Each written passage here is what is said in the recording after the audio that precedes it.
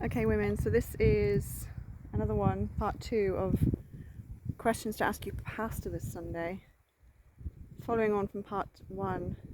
So ask him what the covenants of promise are, because in Ephesians 2:12 it says we must be keeping these covenants of promise, so we're no longer Gentiles, no longer, because it says we were Gentiles in times past, aliens, without God, without hope. But now we're grafted through keeping these covenants of promise, we're grafted in to become spiritual Israel. So,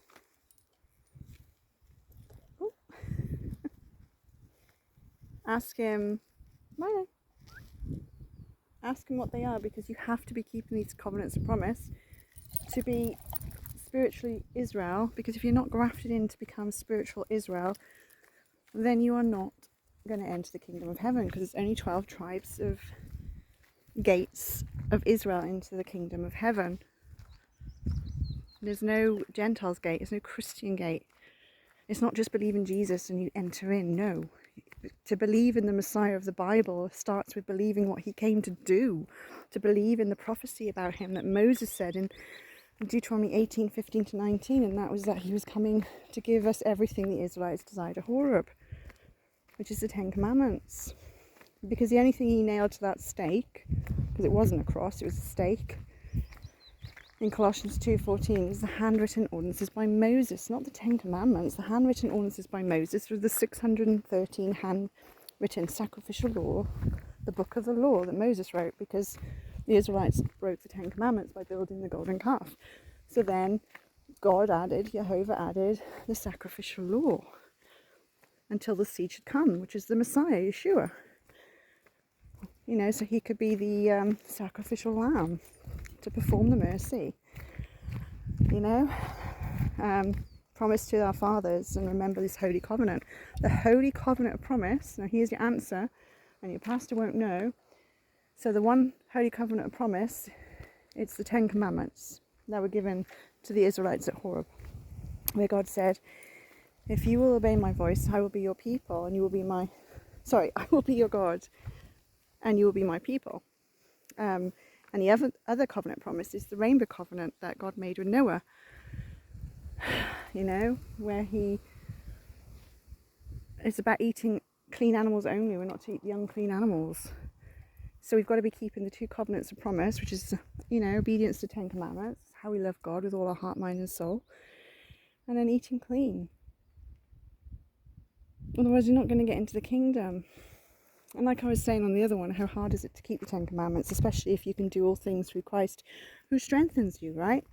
Because it's funny how these Christians, like you Christian women, you say, can't keep 10 Commandments, no one can. But we can do all things through Christ who strengthens us when, you want to go for that job, or you're going on a date, a relationship, you're wanting a new car, you're going to pass your driving test, you want to go to college, or go to the gym so you can work out, but yet you can't have no other gods before you.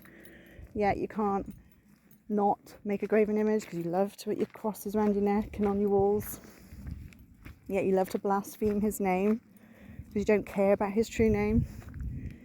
And you don't love God because you don't want to keep his 7th day rest, which is the Sabbath day holy on Saturday, where you receive healing from Yeshua. God rested on the 7th day, we're supposed to rest on the 7th day, and the 7th day has always been Saturday until the church changed the day of worship to a Sunday, and they don't even keep that holy anyway. They still buy and sell after church, some of them work, you're all doing your own pleasure after church. So yeah, and the women love to paint their faces like Jezebels, just coveting after a look you don't have, and that's breaking the 10th commandment, lying about how you look. It's falsehood, it's fakery, it's deception. Breaking the 9th commandment, thou shalt not bear false witness. And you love to lie, steal, murder, because when you hate your brother or sister in your heart, you are spiritually murdering them in your heart. And according to the Bible, hating your brother in your heart is when you don't warn them of sin, and you don't rebuke them. for breaking the Ten Commandments, because breaking the Ten Commandments, 1 John 3:4, is sin, transgression of the law. And you're a liar by default if you say we can't keep the Ten Commandments. If you say, I love God, what are you on about? But we can't keep the Ten Commandments. I still love God. I do this, I do that. Yeah, you're not keeping the Ten Commandments. 1 John 2:4 says that you are a liar. It says, anyone who says that they know me and keeps not my commandments is a liar, and the truth is not in him. Hey, Milo. Come on then. So, because, you're lying. You say you can't keep the Ten Commandments when you can. And if God knew you can, if God knew you couldn't keep the Ten Commandments, why does he say, and why does the Messiah say, if you love me, keep my commandments? He says, keep my commandments. He doesn't say try, or no, you can't. No, he says, keep them. And you don't have the Spirit of truth. You're a liar and you have no truth. He has no truth in him, it says in 1 John 2:4. Meaning you don't have the Spirit of truth, because you have to keep the Ten Commandments to receive for the Spirit of truth, John 14:15-17. So ask him about the covenants of promise, because don't call yourself a Gentile, don't call yourself a dry tree. If you're calling yourself a Gentile, then you're without a Gentile, you're without God and without hope in the world. You're not grafted in spiritually to Israel, because to be Israel is a spiritual condition. It's not biological, physical, geographic.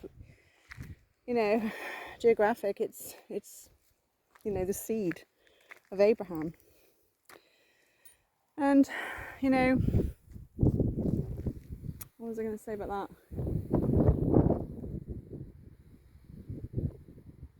Yeah, if you're a Gentile, because Messiah opened up, by dying on the stake, he opened up the gospel to the Gentiles so they could become grafted in, to become spiritually Israel, God's people. Anyone who has ears to hear that and believes that the gospel, which is to keep the Ten Commandments, to obey Father. Because also you need to ask your pastor, what is loving God with all your heart, mind and soul, and what is loving your neighbour as yourself, which I'm going to do on the third one.